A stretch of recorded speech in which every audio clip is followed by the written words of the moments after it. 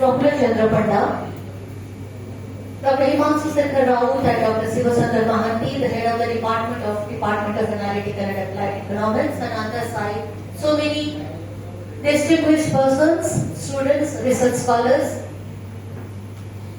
It's a proud and privileged moment for me to stand before you on this inaugural lecture in memory of an alumnus of the department, Shri Chandra Panda.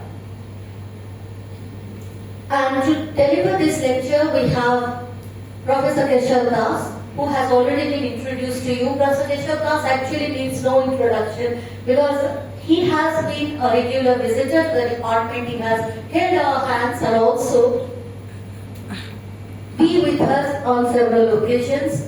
So we consider him a part of an extended family of the Department of Analytical and Applied Economics. Shri Chandra Panda, an alumnus of the department, who actually passed his post-graduation from the former Ravenshaw College, when the Ravenshaw College was under Utkal University, and he earned his gold medal. Later on, going on to join the administrative service. He has held several positions, but his commitment, connection, and his relationship to academics and to the society at large has been vibrant, has been very organic. The very fact that after so many years, the family of Shri Chandra Panda thought of instituting a memory, something in the memory to perpetuate his memory, to remember him, goes on to say that he must have been a loving and a doting father, loved by his family, and the family wants to share this love at large with the students and the faculty members and the stakeholders of not only Department of Analytical and Applied Economics but Utkal University at large. If you go through, looking at probably, his daughter, Srimati Meera Satpathy, will be speaking more on him. I will not take that privilege from her, but I will just say that Professor Chandra Panda had a serious, sincere, and sustained commitment to the society and to education. He was deeply associated with one of the premier schools of Bhubaneswar, the BJP English medium school. And he has contributed in more than one ways to the society and to the academics. So we are, on behalf of the department, we are really grateful to the family of Shri Chandra Panda for thinking that this kind of a lecture can be instituted in the department, in the university of which Professor Chandra Panda was a member at some point of time. So I hope this is the first memorial lecture. I would like to see, or all of us would really hope and pray that this continues and we keep on this legacy, continue this tradition of holding a lecture on this day, probably. 4th April is the birthday of Shri Chandra Panda. So we'll have decided at the university, at the department level, that we would like to hold this lecture, if possible, on this 4th of April every year, or somewhere, depending on the availability of resource person, somewhere close to that date, and we look forward to, we are once again thankful to the generous support from the family of Shri Chandra Panda, and we hope that they join us in commemorating, in memorizing, in remembering Shri Chandra Panda. The lecture today is titled Industrial Clusters and Local Economic Development Lessons from and for Odisha. Now this lecture, this title assumes importance in this context precisely for the reason when the world at large is thinking about, not only about growth, but we are talking about sustainable development, focusing on the 17 sustainable development goals. We want the development process not only to be sustainable, we also want it to be inclusive.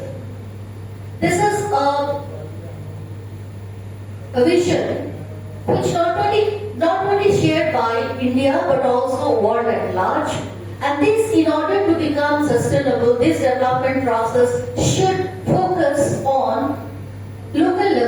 area development, the approach cannot be top down anymore, because we have seen, we have envisioned, we have experienced that this top down approach has been, which is based on principally on the, or it is on the principle of trickle down, more or less has not delivered the what we aimed at. So therefore it has to be a bottom-up approach, so we are focusing on local area development.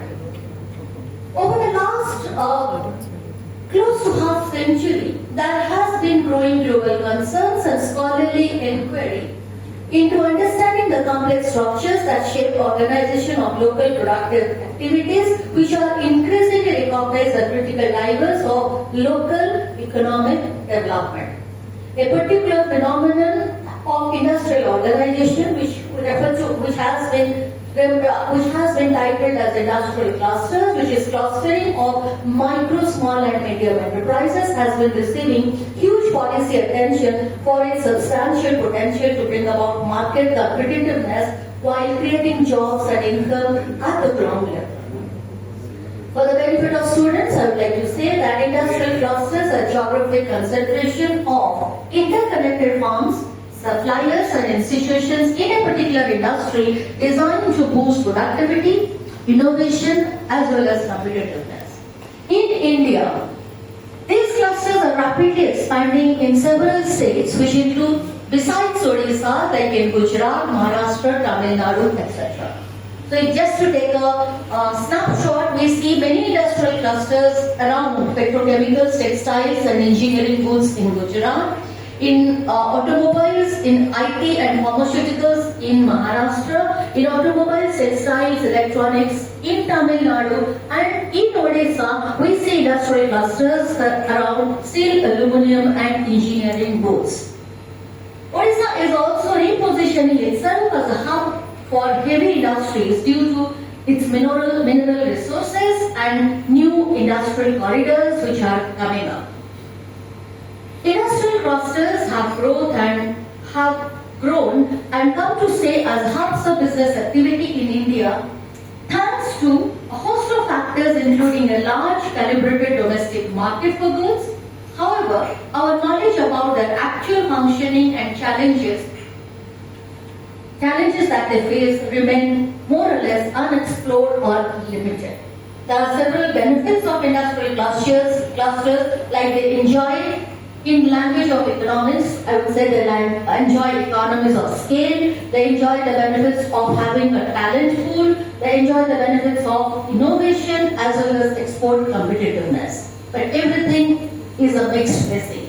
The challenges are also there, challenges in terms of their impact on the environment, challenges on the pressure or strain on the infrastructure, and also these kinds of industrial clusters might lead to possibility of regional imbalance. And over and above all, there is a dependency risk which is over reliance on one industry. The question, if we ask why these industrial clusters matter for Odisha, because Odisha is part of India's eastern industrial corridor, and with steel and aluminium clusters driving growth, and Bhubaneswar is emerging as an education and knowledge hub, complementing industrial zones in other parts of the state. This kind of a symbiotic relationship must be taken advantage at this juncture, at this point of time when we are talking about how we are going to complete 100 years of formation of the state in very close in 2036, where we want to see Odisha as Utkarsh Odisha.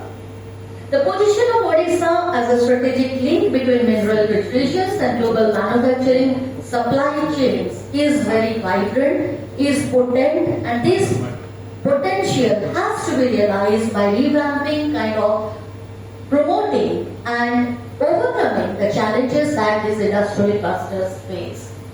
Today's presentation delves into the conceptual and policy aspects of industrial clusters as a reinterpretation of it has emerged across space and time with special focus on Odisha's experience. Professor Das will take several case studies to provide a comparative picture. It will also explore the constraints and boundaries of implementation of innovation in methods, materials, applications for enterprises at the margins.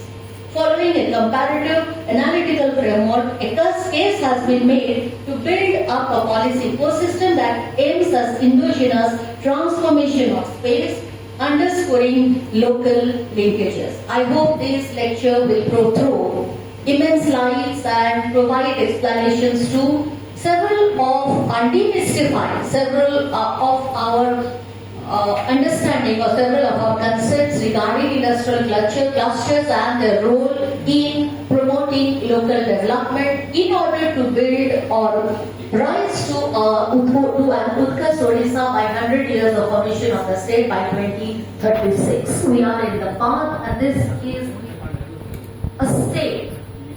On behalf of the department, on behalf of the Professor Chandra on the eve of the B.C. Panda Memorial Lecture in that direction. Once again, thanking the family of Shri Professor Chandra Panda for imposing their confidence on the department in order to institutionalize the memories and the work and the contribution of Shri Professor Chandra Panda. Thank you all. Thank you. God bless you.